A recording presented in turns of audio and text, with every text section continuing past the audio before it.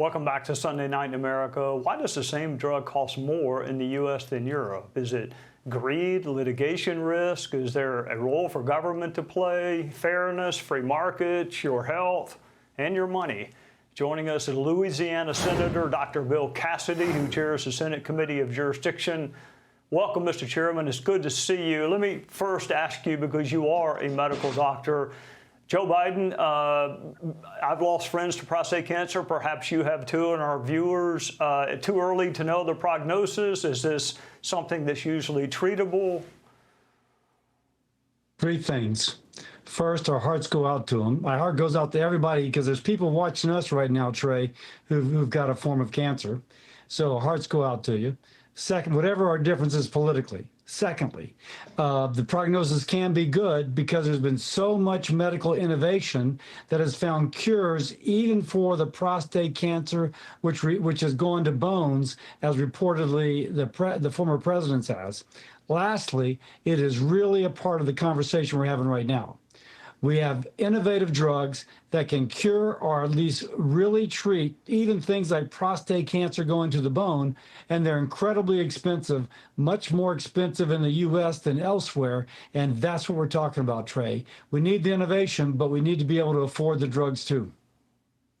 All right, and you're the perfect person, which is why I wanted you on tonight to discuss why the same drug might cost here more in the United States than it would Canada, Mexico, Great Britain, or fill in the blank. Because the drug companies drive the other countries drive a harder bargain with the drug companies than does the US of A. There's a way to address this. All you say is to the drug companies, if a country is 80% as rich as us, the price needs to be 80% of what we pay. That'll drive our price down, their price up. The drug company still has the money to do the innovative work to find the cure for the cancer that somebody else watching may have, but then we're not paying more than our fair share. Make them pay their fair share, we'll pay lower prices, we still get the innovation. That's what I want. All right, Doc, conservatives typically don't like price fixing, but there is interconnectivity, as you mentioned, between health and government via Medicare, Medicaid, EMTALA, and I don't see that connectivity changing. So if you're going to provide medicine, can you negotiate on the prices? And if so, who does the Absolutely, you can negotiate. But because by the way, Medicare negotiates on the price of what they pay a doctor, of what they pay a hospital. That's all a negotiated price. What I'm suggesting, and I think it would be I think others have suggested it too, is that we tell the drug companies, listen, the United States has got an economy and a wealth of 100.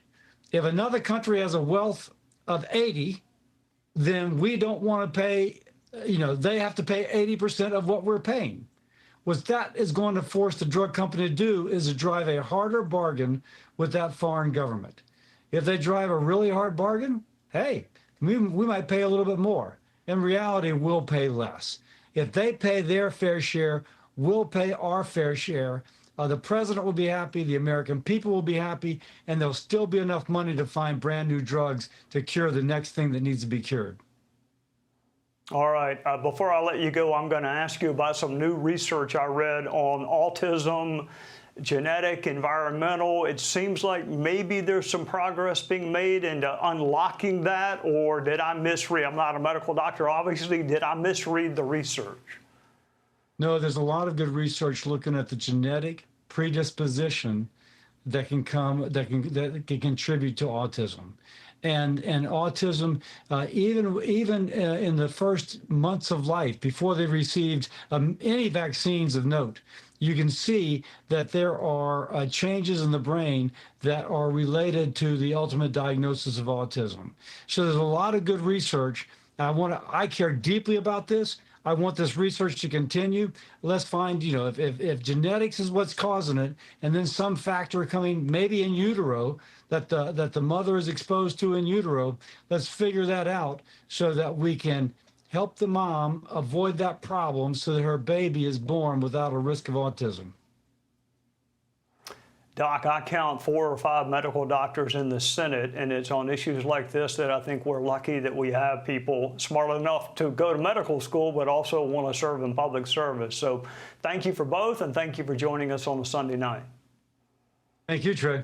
Hey, Sean Hannity here. Hey, click here to subscribe to Fox News YouTube page and catch our hottest interviews and most compelling analysis. You will not get it anywhere else.